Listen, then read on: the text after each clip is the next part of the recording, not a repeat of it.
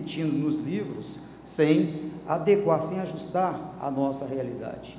Será que não tem um fornecedor que use essa lógica? Nós sabemos que sim, nós não seremos ingênuos a acreditar que são todos bons fornecedores. Existem bons fornecedores, mas também existem fornecedores que não têm a ética, que não têm escrúpulos, inclusive com a vida alheia. Há um caso decidido nos Estados Unidos em 1981, da Ford, que produziu um veículo e colocou na parte traseira desse veículo o reservatório de gasolina, e isso a um custo de $15. Essa empresa economizou $15 em cada veículo, para colocar aquele tanque de gasolina na parte traseira. Houve um acidente e depois o carro explodiu e morreram 3 pessoas. Com a morte dessas 3 pessoas, essa demanda foi ajuizada e no curso do processo ficou demonstrado que havia aquele princípio da economia na produção daquele veículo, expondo a risco os seus consumidores, mas a empresa nada fez para modificar aquele dispositivo que era inseguro para o veículo. Então, no curso desse processo, houve então a condenação a reparar os danos e a imposição dos chamados danos punitivos. Então, é com base nesse caso concreto que eu trago a reflexão do que nós podemos falar sobre, hoje, atualmente, de responsabilidade civil do fornecedor, até onde nós podemos. E eu digo isso porque, em algumas ocasiões, eu me vi frustrado em saber que uma empresa de telefonia, lá no Distrito Federal, ela reiteradamente praticava a mesma lesão, e o que eu podia fazer é reparar o dano, que às vezes ficava em R$100, R$200, sabendo que lá, na minha própria vara, nós tínhamos mais de 500 processos da mesma natureza, com a mesma lesão. Então, eu só podia fazer a reparação individual daquele dano ao consumidor, R$100, e nada mais acontecia para aquela empresa. Então, economicamente, era interessante para a empresa continuar obtendo lucro, porque aqueles que estavam em juízo representavam apenas uma pequena parcela das violações verificadas. Então, quais são os fundamentos históricos da responsabilidade civil? Nós temos a conduta humana com base na teoria da culpa, fundamenta a responsabilidade subjetiva, é a censura da conduta do sujeito de direito. Para que haja indenização, eu tenho que verificar a conduta do sujeito de direito e, posteriormente, aplicar essa sanção, se ficar demonstrado o elemento culpa. Essa fase foi superada, nós já sabemos, os defensores dela, os irmãos Mazot, na França, ficaram vencidos, e a jurisprudência francesa, que influenciou todo o mundo moderno, chega à ideia de equilíbrio social. O dano, ele rompe o equilíbrio social, causa uma fratura, e a indenização serve para restabelecer o equilíbrio. E aí nós superamos a culpa e inserimos a ideia de risco para fundamentar a indenização. Mais modernamente, nós temos a teoria da garantia, desenvolvida por Boris Stark, na França, que ela não fala mais em restabelecer o equilíbrio social como função da indenização, mas sim preocupar com a vítima. E essa data vênia é a posição que mais me seduz no ponto de vista da função da indenização. Nós temos que voltar os olhos para a vítima, para o consumidor, no caso das relações de consumo.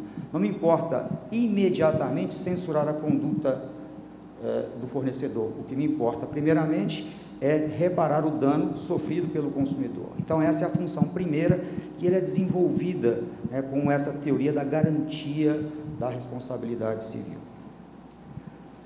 A doutrina dos punitive damages, que nós temos já referência, ela vem do direito anglo-saxão.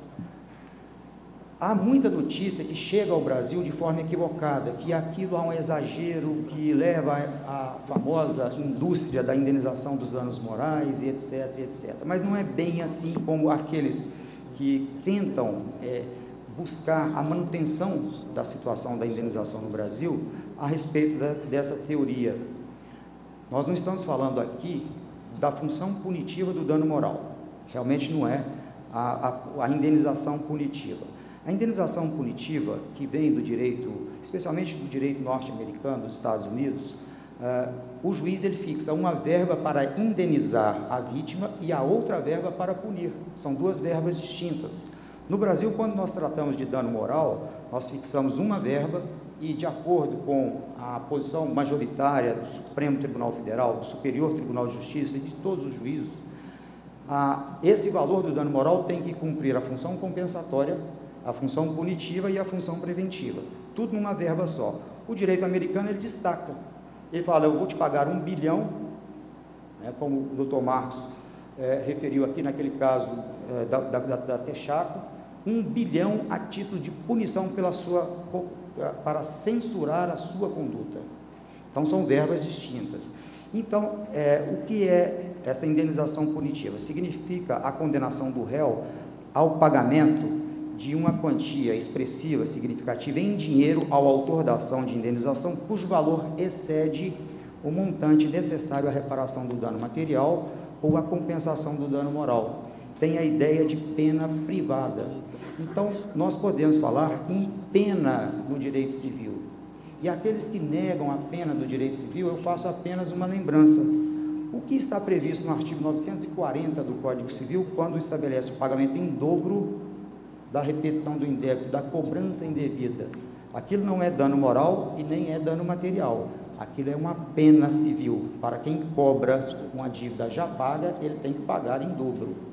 Também lembro o caso das arras penitenciais. Então, nós temos, sim, casos de pena no direito privado.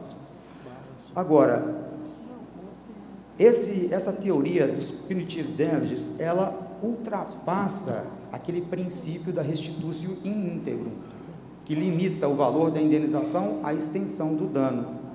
Então, a nossa sustentação é que, nas relações de consumo, em razão da vulnerabilidade do consumidor, desde que identificada a conduta censurável do fornecedor, seja o dolo ou a culpa grave, o juiz pode impor uma multa civil, não para indenizar a vítima, mas para censurar a conduta desse agente causador do dano, que replica em muitos casos a milhões de consumidores. Essa era a redação do artigo 16 do Código de Defesa do Consumidor, que foi vetado pelo presidente Collor. Esse artigo 16, ele previa a chamada multa civil, mas nós temos que levar em conta que essa redação é de 20 anos atrás, de uma forma mais tímida do que eu vou propor aqui.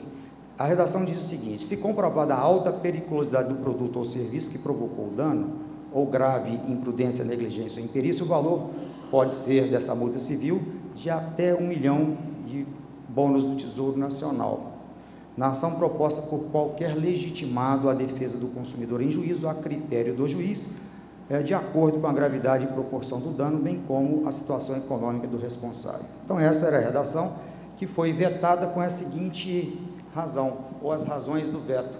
Vejam, o que o presidente da República falou para vetar a multa civil no Brasil, que havia previsão no Código de Defesa do Consumidor. Ele disse que o artigo 12, nós sabemos que o artigo 12 é aquele que trata da responsabilidade pelo fato do produto. O artigo 12 e outras normas já dispõem de modo cabal sobre a reparação do dano sofrido pelo consumidor. Os dispositivos ora vetados criam a figura da multa civil sempre de valor expressivo, e tem realmente que ser de valor expressivo, sem que sejam definidas sua destinação e finalidade. Aí eu vejo que o Código poderia ter dado uma destinação para evitar o argumento que justificou exatamente o veto. Então, o presidente da República vetou isso e nós não tivemos, então, um instrumento eficaz para a aplicação da multa civil no Brasil. A multa, ela funciona de duas formas: para punir aquele agente causador do dano, é a função punitiva, efetivamente, não é compensatória, e ela também tem uma outra função, que é a preventiva, é a chamada teoria do valor do desestímulo, para dissuadir, para desestimular, para não incentivar que outros fornecedores pratiquem a mesma conduta, que possam causar danos, às vezes, a milhões de consumidores. Então, quando se aplica uma multa civil, nós temos duas funções cumpridas ali: pune quem causa o dano, quem age com dolo, né, aquele fornecedor inescrupuloso, e também previne os outros fornecedores de uma prática semelhante. Então, essa é a função. Nós estamos além da reparação do dano. Aqui nós não estamos falando nesse valor para indenizar, para ressarcir a própria vítima. Então, quais são as hipóteses previstas no Código 16? Primeiro, somente se houvesse periculosidade de produtos ou serviços. E depois, havendo culpa grave nas suas 3 formas de manifestação. Qual é a proposta que eu faço? E eu estou repetindo aqui aquilo que eu falei há 2 ou 3 semanas atrás, lá no Congresso Nacional, no Senado Federal, quando eu tive a oportunidade de compartilhar os trabalhos daquela manhã com a professora Cláudia Lima Marques e com o Dr. Ricardo Morichita. É uma sugestão que o Brasilcom fez para que a Comissão do Consumidor do Senado Federal avalie a possibilidade de inserir essa multa civil no ordenamento jurídico brasileiro. Porque o que eu estou falando aqui hoje, como juiz eu não posso fazer. Eu não posso fazer isso hoje, porque me falta lei. Né? Nós temos que cumprir o que a Constituição Federal e as leis desse país determinam. Então, nós não temos lei para isso. Isso aqui é uma proposta de lei diferenda, a ser criada, a ser discutida, né, por esse foro tão importante que é o Congresso Nacional de Direito do Consumidor. Qual é a proposta, então, que eu faço para essa multa civil? A hipótese de incidência. Primeiro, havendo dolo ou culpa grave do fornecedor, havendo dolo ou culpa grave, o juiz já tem um pressuposto para indenizar a vítima e aplicar essa multa civil. Aliada à simples exposição, nós não pretendemos que apenas o dano seja motivador, a ocorrência do dano seja motivador para a multa civil, mas a exposição de um produto perigoso, de um produto nocivo à saúde ou segurança, por exemplo, um remédio com um princípio ativo que ele é maléfico, um carro que é colocado sem as normas de segurança, então ele expõe o consumidor a esses riscos. Aí seria caso, já em razão do dolo, da aplicação da multa civil.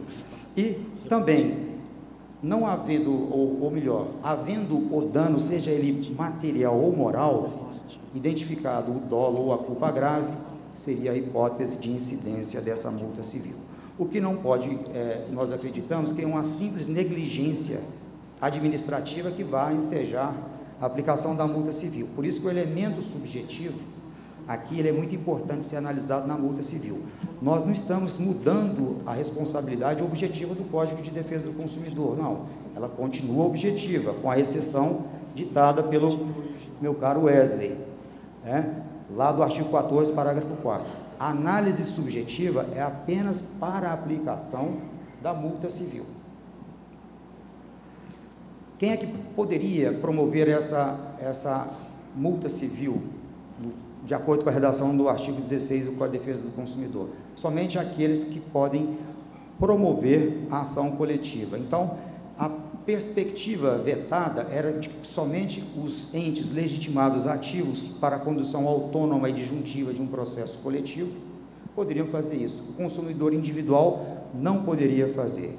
Então, somente numa ação coletiva proposta, por exemplo, pelo Ministério Público Federal, meu caro Aurélio, promove uma ação civil pública, ele poderia pedir a multa civil, né? Porque essa era a redação e os entes legitimados ativos estão ali no artigo 82 que eu transcrevi. Qual que é a proposta?